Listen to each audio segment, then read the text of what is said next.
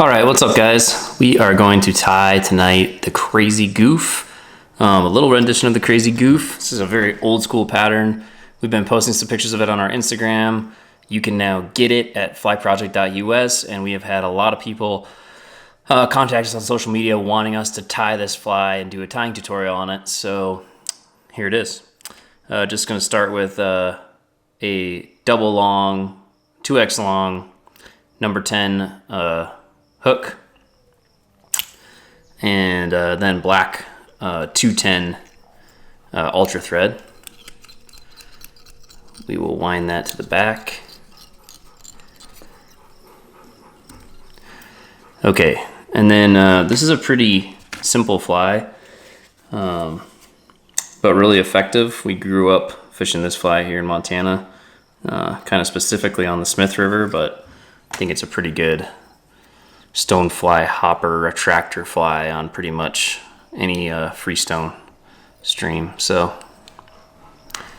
I'm going to tie the medium yellow chenille in the back and then just wrap towards the front to tie that in, and doesn't have to be too clean there.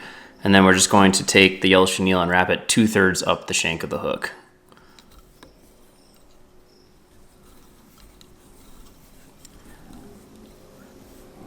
Kind of laid funny.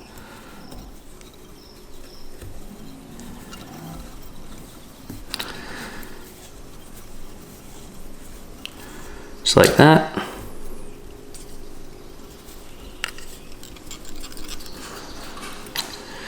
You can trim the tag end off.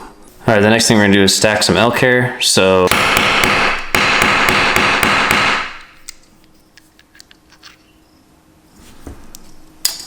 just like that, about the same amount that you would use if you were tying a stimulator, I would say.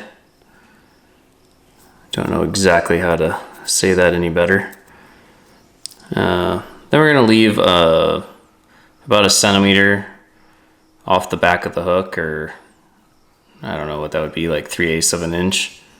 And then you're just gonna pinch it with your fingers and then make a couple of strong wraps, and you got 210 threads, so you can do that. And then you're just going to make a segment body with thread.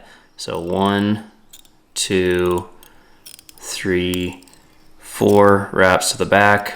Do a couple wraps. Do 1 strong wrap on the back tail to flare the tail, and then 1, 2, 3, 4 segment wraps on the way back up. And then I just tie these in so they're tied in strong 2 or 3 times. You can trim all this excess elk hair off.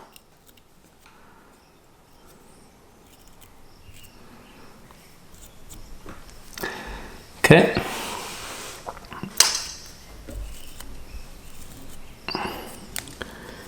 And yeah, this tail could be even a teeny bit longer, but that's about right.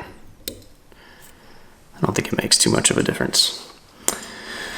Okay, and then we got some brown speckled black silicone legs. This is where we deviate from the traditional pattern quite a bit. What I found, the perfect length leg, if you're getting these Cascade Crest silicone legs, just cut it off right at the base where the ring is, and that 1 strand will be perfect for all 4 of your legs for this fly.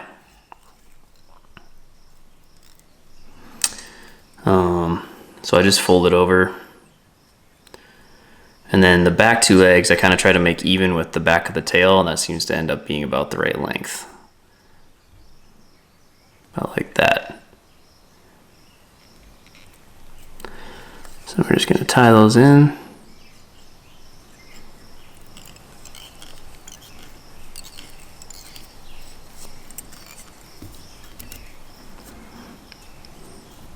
You want those legs to just lay in the water, so make sure they're pointed down like they are.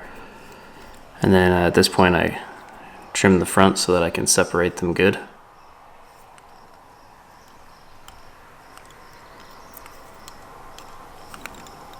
And then just leave a tiny bit of room at the front so that you can whip finish this fly at the end.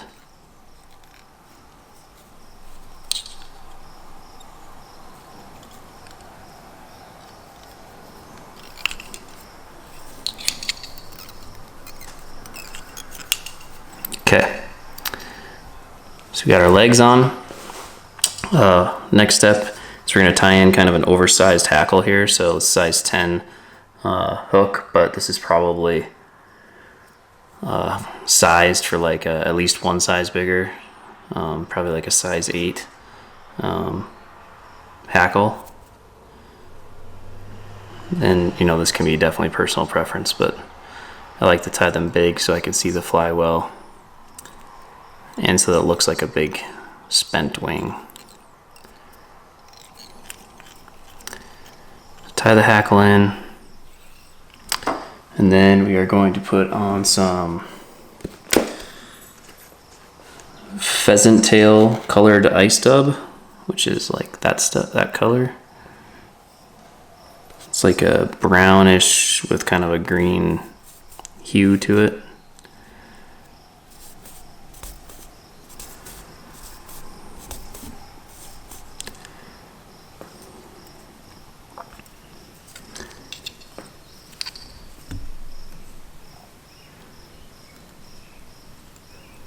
There's no reason to wrap this hackle this dubbing really neat, because you are going to wrap the hackle fairly close together and it will tighten up the dubbing.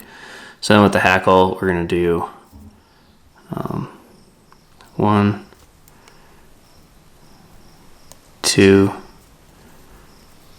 3, and then 4 wraps right behind the front legs. And then what I like to do is just pull these front legs up. And since we left a little bit of space right now, you can't see because my finger's in the way, but you're pinching that hackle to just keep it in place. And then you'll wrap twice behind it. 1, 2, and then take everything and just pull it back. That way you'll get that nice clean looking head at the front. And then do a 3-turn whip finish. It's 210 thread, so it's pretty stout thread. You're gonna add a dap of head cement, so it'll be solid with just a 3-turn whip finish.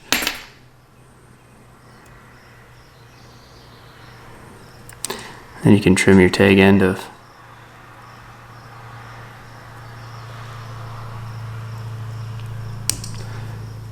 your hackle.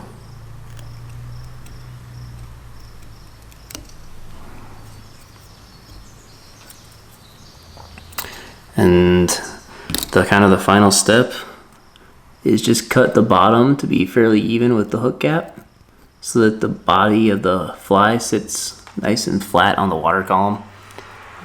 And that's pretty much it. Some of these are a little crazy. You can trim them if you want.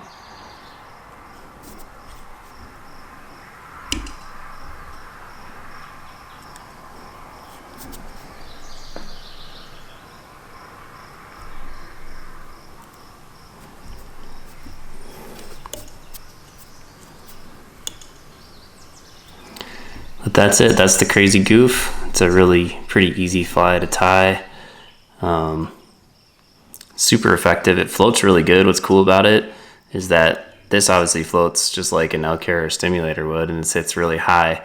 And then these, since you're crisscrossing them down, trap a lot of air. This midsection sits high. Then the legs and this webby hackle, you know, kind of rides a little bit lower, but still floats. So you got kind of this low riding stonefly or hopper or whatever the fish are going to take it for. Seems to work really good. But thanks for watching. We'll have more fly tying tutorials coming soon. And if you could like and subscribe to the channel, we'd really appreciate it. You can visit us at flyproject.us.